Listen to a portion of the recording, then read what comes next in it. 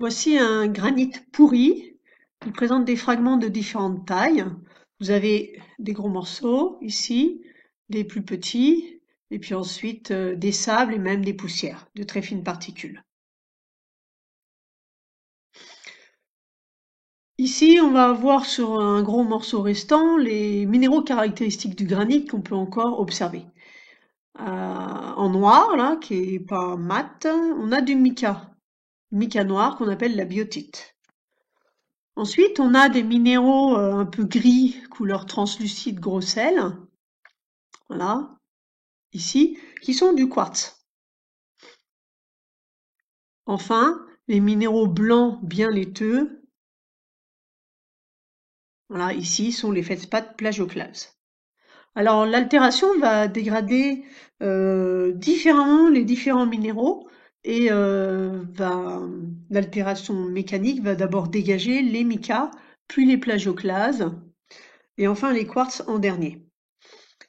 Cette altération mécanique dégage du coup des minéraux en priorité qui vont eux subir en premier l'altération chimique par l'eau par exemple avec l'hydrolyse qui dissout certains ions extraits des minéraux. Ainsi, des fragments plus ou moins grossiers vont persister sur place et les plus fins vont pouvoir être emportés par l'eau plus loin, puisque l'eau est un agent de transport, et les fines particules sont transportées les plus loin avec les ions dissous dans l'eau.